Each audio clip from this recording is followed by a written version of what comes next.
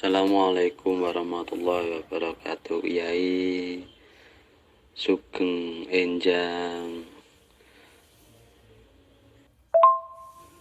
badhe nderek tanglet Kyai napa ingkang dipun wastani tiyang ingkang sampun makrifat niku kedah tahu kalian barang gaib. Masalahe teman-teman saya yang ada di pondok itu setiap orang yang sudah tahu alam gaib dia dikatakan makrifat. Dan yang kedua, Kiai, saya mau tanya, apakah seorang orang waliullah atau seorang orang guru mursyid yang sudah meninggal di alam sana bisa istilahnya ngalang buana atau ngalang jagat untuk menghampiri santri-santrinya yang masih ada di dunia ini dan bisa memberikan barokah. Karena teman-teman saya kok pilihannya seperti itu, apa iya atau tidak, saya masih ragu. Begitu. Terima kasih, Yai. Assalamualaikum warahmatullahi wabarakatuh. Alhamdulillahirabbil alamin. Bismillahirrahmanirrahim. Asyhadu an la ilaha illallah wa asyhadu anna Muhammadar Rasulullah. Allahumma shalli ala sayyidina Muhammad wa ala ali sayyidina Muhammad. Rabbis shrah li sadri wa yassir li amri wahlul 'uqdatam min lisani yafqahu qawli. Amin. Bismillahirrahmanirrahim. Pertanyaan dari Kang Gatot Ponpes Tauhid. Pertanyaan yang pertama, apakah benar orang-orang yang sudah bermakrifat kepada Allah itu tahu akan alam gaib? Nah, inilah yang selama ini menjadi polemik.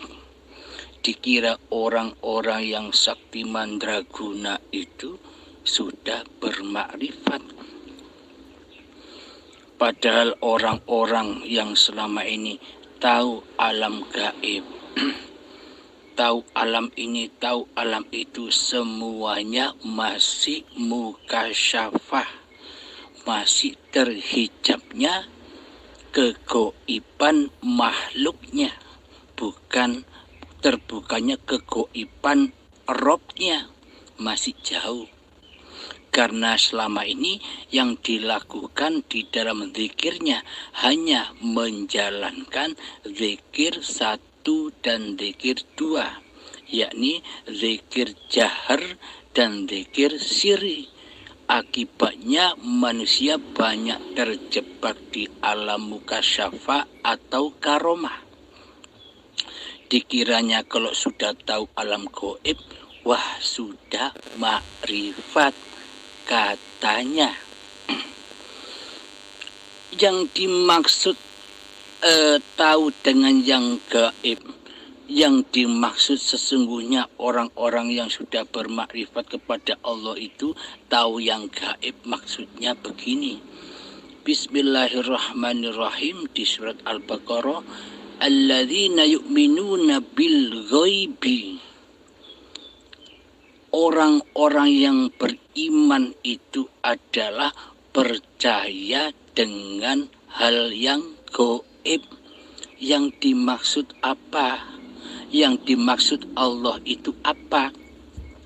Orang-orang yang beriman kepada Allah itu di dalam hatinya sudah mewujudkan Allahnya dan menggaibkan diri manusianya di hatinya.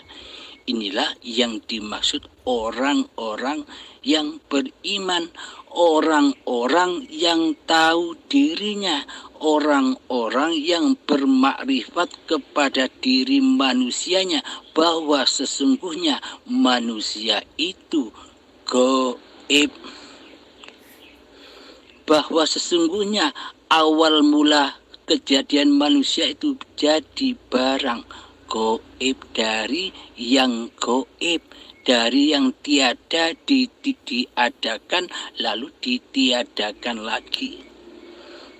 Jadi yang dimaksud ayat alladzina yu'minuna bil ghaibi, maksudnya sadarlah diri manusia kita bahwa sebenarnya diri manusia kita ini gaib, tiada. Itulah yang dimaksud Allah, wahai orang-orang yang beriman kepada Allah, tidak beriman kepada diri manusianya yang wujud di hatinya. Nah, kebanyakan pemahaman orang-orang umum di luar sana, ada orang yang sakti, ada orang yang bisa melihat alam gaib, dikiranya sudah jadi wali, sudah makrifat katanya. Karena jika masih melaksanakan zikir 1 dan 2, pasti arahnya dibawa ke alam mukasyafah. Di dalam mukasyafah itu ada 2 golongan. Golongan yang pertama adalah kasab suwari, yakni kasab atau kesaktian atau kelebihan manusia yang masih diakui sebagai kesaktian manusianya di hatinya. Inilah kasab suwari. Dan golongan yang kedua adalah kasab maknawi, yakni manusia yang sudah tidak merasa sakti pada dirinya, yakni kesaktian itu hanyalah punya hidup, miliknya hidup itu sendiri. Nah, dari kasab maknawi inilah masuk meningkat lagi menjadi golongan alam musyahadah, alam penyaksian. Maka dari itu bila masih merasa dirinya lah yang bisa berzikir, pasti akan masuk ke dalam wilayah mukasyafah. Jadi mukasyafah itu sama dengan karomah. Apa gunanya karomah? 1000 karomah masih kalah dengan 1 istiqomah. Jadi apa nilainya kesaktian bila masih diakui sebagai kesaktian manusianya? Inilah di dalam mukasyafah itu banyak khodam-khodam yang jahat, banyak bisikan-bisikan seolah-olah kitalah yang sakti. Iblis membisiki, setan membisiki, bro, kesaktian ini adalah milikmu, tidak ada sangkut pautnya dengan Tuhan. Engkaulah yang selama ini gemar berzikir, gemar semedi. Jadi kesaktian ini bukan saktinya Tuhan, ini milikmu, saktimu sendiri, atas jerih upayamu sendiri.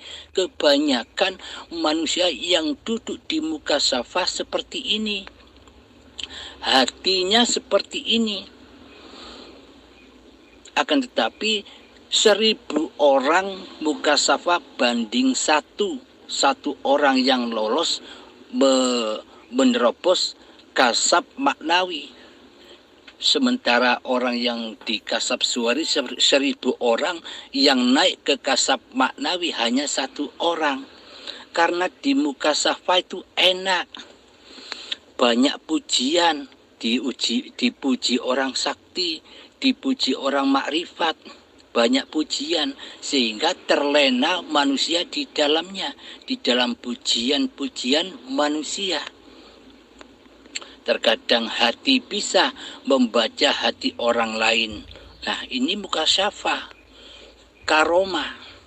Jadi bila di dalam hati pelakunya masih ngaku-ngaku bahwa yang tahu isi hati orang lain itu diri manusianya, ia sudah terjebak di lingkaran setan yang terkutuk, yakni pengakuan diri manusianya lah yang tahu, yang sakti, mandraguna. Inilah sekilas babakan mukasyafah. Pertanyaan yang kedua, apakah bisa roh-roh para guru, para mursyid yang sudah menjadi guru kita bisa datang kepada kita lagi setelah meskipun beliau sudah meninggal? Apakah mungkin manusia yang sudah mati kembali hidup lagi? Jika manusia sudah mati, tetaplah mati. Yang memberkahi, yang mensyafaati manusia itu bukan manusia. Yang mensyafaati, yang memberikan hidayah, yang memberikan pertolongan adalah uripe Allah. Ya, hidup itu sendirilah yang mensyafaati hamba-hambanya yang dikehendakinya. Jadi hamba yang sudah berpola pikir, sudah mau mengkaji diri manusianya, mau belajar ilmu hakikat dan makrifat, merekalah orang-orang yang mendapat syafaat Allah.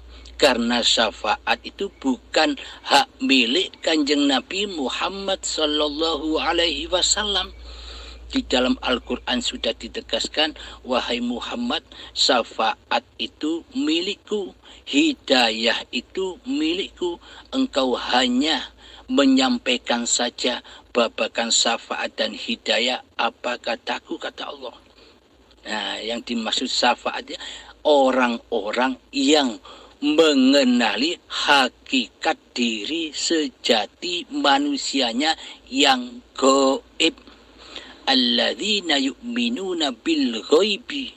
Jadi manusia yang beriman di sisi Allah itu manusia yang tahu dirinya, memposisikan dirinya kembali kepada kegaiban. Inilah yang dimaksud manusia yang sudah bermakrifat kepada dirinya sendiri. Bukan manusia jadi Allah, bukan manusia makrifatullah. Tak satu pun manusia bisa bermakrifat kepada Allah kecuali Allah. Allah lah yang bermakrifat kepada diri zatnya sendiri. Yang tahu hidup ya hidup, yang tahu Allah ya Allah. Bila tidak ada hidup di dalam badan kita ini, apakah kita bisa merasakan hidup? Nah, yang tahu hidup kan hidup.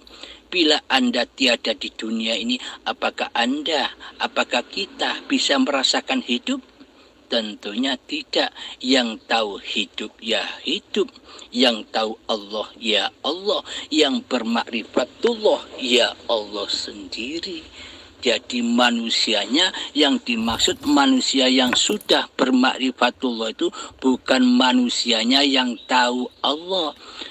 Maksud yang dimaksud manusia sudah bermakrifat kepada diri manusianya sendiri. Itulah yang dimaksud makrifat. Makrifat manusia tahu dirinya bahwa dirinya adalah gaib. Alladzina yu'minuna bil ghaibi. Ketika kita sudah kembali kepada alam ketiadaan, yang ada hanya Allah, yang wujud hanya Allah, yang hidup hanya Allah, yang kuasa hanya Allah, yang berdaya upaya hanya Allah, yang punya kehendak hanya Allah, yang punya ilmu hanya Allah, yang punya penglihatan, pendengaran dan berkalam-kalam hanya Allah di hati kita.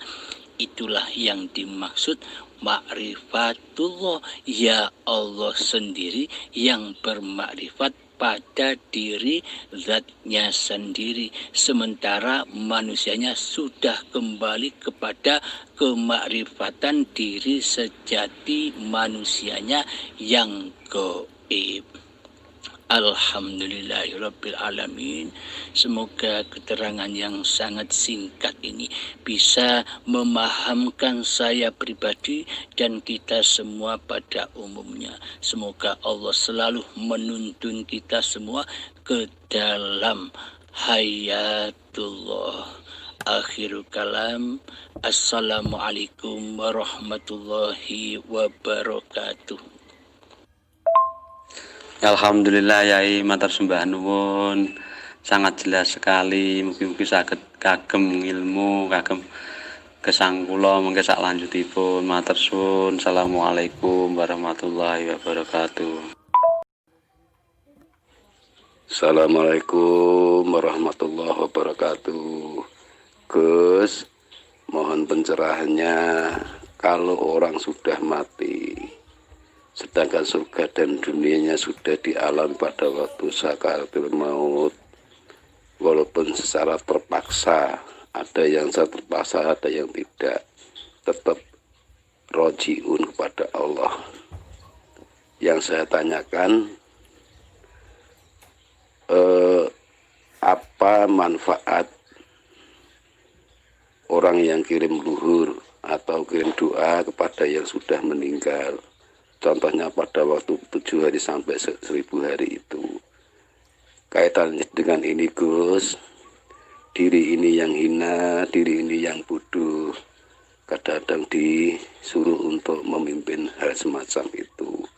Mohon pencerahannya secara hakikat. Sebelumnya terima kasih Gus atas pencerahannya. Semoga Gus Abdul Halim dan semoga kita semua di dalam bimbingan Allah Subhanahu wa taala. Sekian, suwun ingkang tanpa pepindhan. Kalam, wassalamualaikum warahmatullahi wabarakatuh. Waalaikumsalam warahmatullahi wabarakatuh. Alhamdulillahirabbil alamin. Allahumma shalli ala sayyidina Muhammad wa ala ali sayyidina Muhammad. Rabbi shrah li sadri wa yassir li amri wahlul 'uqdatam min lisani yafqahu qawli. Amin. Bismillahirrahmanirrahim. Apa manfaatnya mendoakan mayat yang sudah meninggal? Selama ini pemahaman manusia yang awam akan berketuhanan pasti memahami bahwa alam-alam yang katanya gaib itu akan dilewati oleh sang mayat. Jadi si mayat ini seolah-olah nanti menunggu di alam kubur, entah disiksa di dalamnya atau tidak, serta menunggu hari kiamat, menunggu dibangkitkan lagi, menunggu alam hisab, alam pembalasan, alam perhitungan, menunggu akhirat, menunggu melewati wasiratul mustaqim dan sebagainya. Selama ini kan kita semua mengira, membayang-bayangkan hal itu dilakukan oleh jasad-jasad yang mati ini. Seolah-olah kita menerka di dalam hati kita semua kegiatan yang dialami di alam gaib, yang katanya alam setelah kematian itu lakunya badan. Karena selama ini kita hanya menyembah badan, kita hanya bersyariat saja tanpa bertauhid. Karena itulah bagi orang-orang awam, bagi orang-orang yang hanya duduk di syariat saja, maka agama dan bertuhannya pun juga angan-angan, tidak nyata, hanya bayang-bayang saja. Karena yang wujud di dalam hatinya hanyalah Tuhan dirinya sendiri. Sedangkan Allah, sementara Allah tiada gaib di hatinya. Maka dari itu menerkanya alam-alam itu seakan-akan alam yang akan dilewatinya itu adalah badan-badan manusianya.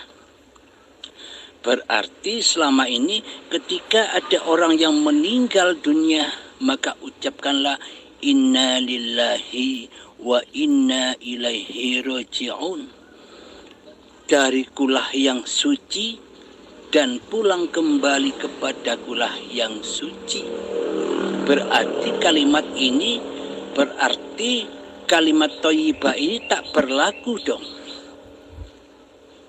Tak berguna dong apabila masih ada acara lagi bagi si mayat. Apabila masih ada perjalanan lagi bagi si mayat, berarti kalimat ini sangat tidak cocok sekali, tidak masuk akal, tidak masuk logika kita. Lo katanya dari Allah kembali kepada Allah, lu kok masih ada kegiatan lagi? Ini kan di luar konteks. Bila datangnya dari Allah, kembali kepada Allah, sudah the end, sudah tidak ada cerita lagi. Tapi bagi manusia yang di saat hidupnya belum mengenal Allah, ya akidah dan imannya seperti itu, seolah-olah setelah kematian ada acara-acara lagi, padahal sudah ditegaskan inna lillahi wa inna ilaihi raji'un. Jika sudah pulang ke rahmatullah, maka sudah tak ada perjalanan lagi. Bagi diri kita, Allah memperjalankan manusia yang lain.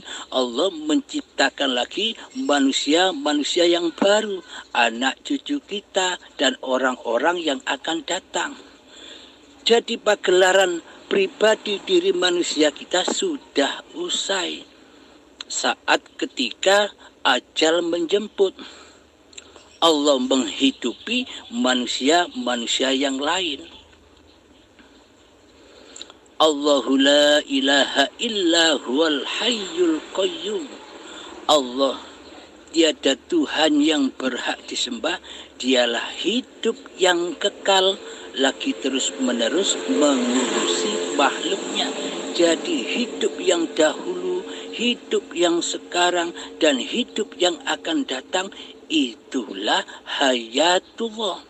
Tidak akan pernah mati, mengurus makhluknya, yang satu dimatikan, yang satu dihidupkan. Jadi yang mematikan dan yang menghidupkan makhluknya ia hanya Allah, yang memerankan wayang-wayangnya ia sang dalangnya. Maka dari itu bagaimana kiranya memahami ini semua bila sudah bertauhid ketika disuruh mendoakan mayat. Nah, jadi yang dirubah hanya kondisi hatinya, syariatnya tetap. Anda tetap jadi Pak Mudin, Anda tetap menjadi imamnya masyarakat, mendoakan juga, akan tetapi di dalam hati sudah tidak menyaksikan makhluknya. Dalam hati sudah Allah lah yang memerankan semua ini, yang mengangkat tangan untuk berdoa, yang mengkalamkan dalam berdoa ini siapa? Kan bukan manusianya. Hidup inilah yang memberlakukan manusia. Yang terpenting kondisi hatinya tetap menyaksikan Allah lah yang beraf'al di dalamnya. Jangan seperti dulu. Seperti dulu kan seolah-olah manusianya yang bisa mendoakan. Coba kita ilustrasikan, coba kita buktikan. Seumpama kita mendoakan mayat atau mendoakan kedua orang tua kita yang sudah meninggal, orang-orang yang kita cintai yang sudah meninggal. Logikanya begini. Ketika Anda mengirim hadiah kepada seseorang, tentunya Anda tahu alamatnya dengan jelas, agar hadiah ini sampai kepada tujuan yang dituju. Sementara ini selama ini kita berdoa mendoakan orang-orang yang kita cintai. Tapi kita tidak tahu alamatnya, kemana doa ini harus tertuju, kemana alamatnya. Itu kita tidak berpikir sampai di situ. Seolah-olah seakan-akan doa kita pasti sampai. Ya tidak. Logikanya, bila kita tidak tahu alamat di mana roh-roh yang katanya didoakan itu berada, apakah bisa sampai doa kita tanpa alamat? Bila dengan alamat palsu, apakah sampai doa-doa kita?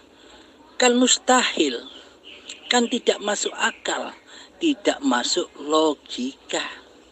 Tapi sementara ini berhubung kita beragama dan bertuhannya hanya angen-angen, maka semuanya menjadi angen-angen.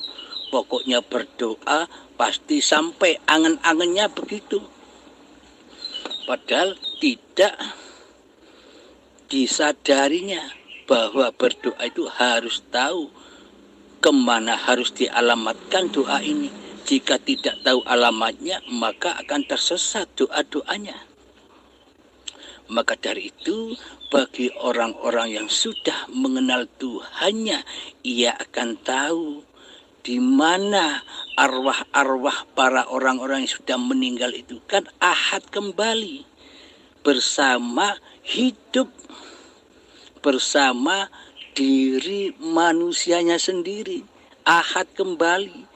Jadi orang usah adoh-adoh, tidak usah jauh-jauh, karena arwah mereka sudah ahad, sudah tunggal, menjadi ahad, menjadi hayatullah. Karena hidup yang ada pada orang-orang yang sudah meninggal, orang-orang yang sudah kita cintai ketika meninggal, kan hidupnya kembali esa ke rahmatullah, kembali ke esaan Allah. Jadi bila manusianya masih belum bertuhankan Allah di hatinya, maka pasti menerka arwah-arwah itu gentayangan entah kemana. Akan tetapi bagi orang-orang yang sudah mengenal Allah, yang sudah mentauhidkan Allah di hatinya, ia bakal tahu di mana arwah itu berlabuh. Berlabuhnya arwah itu kan nunggal esa ahad dengan dirinya sendiri. Hidup yang sama. Jadi hidup yang ada pada Nabi Adam, yang ada pada para nabi, para rasul, yang ada pada Kanjeng Nabi Muhammad, yang ada pada seluruh manusia adalah Subhanalladzi asra bi'abdihi, Maha suci Allah yang memperjalankan hamba-hambanya. Jadi maha suci Allah yang menciptakan, yang menghidupi seluruh hamba-hambanya, seluruh makhluknya. Jadi maha sucikan hidupnya Allah dari hidup manusianya di hatinya. Jadi selalu di dalam hati kita maha sucikan Allah dari kewujudan diri manusia kita. Alhamdulillahirabbil alamin. Jadi untuk kegiatan sehari-hari syariatnya tetap berjalan. Jadi ilmu hakikat dan makrifat ini tidak mengubah apapun. Jadi yang diubah hanyalah kita di sini pemaparan ini hanya menegakkan syariatullah yang dibawa oleh Kanjeng Nabi Muhammad sallallahu alaihi wasallam yang selalu menegakkan niat, yakni lillahi ta'ala, yang selama ini ternyata niatan hati kita jatuh tersesat di dalam linafsi, Yang terpenting kondisi hatinya. Ikutlah dengan kondisi hati para nabi, para rasul dan junjungan kita Kanjeng Nabi Muhammad sallallahu alaihi wasallam yang hatinya selalu mentauhidkan Allah daripada mentauhidkan diri manusianya di hatinya. Alhamdulillahirabbil alamin. Akhirul kalam. Assalamualaikum warahmatullahi wabarakatuh. Assalamualaikum warahmatullahi wabarakatuh. Alhamdulillahirabbil alamin. Terima kasih Gus atas pencerahan pertanyaan dari diri yang bodoh ini. Mudah-mudahan Allah selalu membimbing kepada diri ini, lebih kepada Gus Abdul Halim, untuk memberikan pencerahan kepada semua umat agar bisa bertauhid secara hatiah pada Allah Subhanahu wa taala. Terima kasih, matur suwun. Akhir kalam. Wassalamualaikum warahmatullahi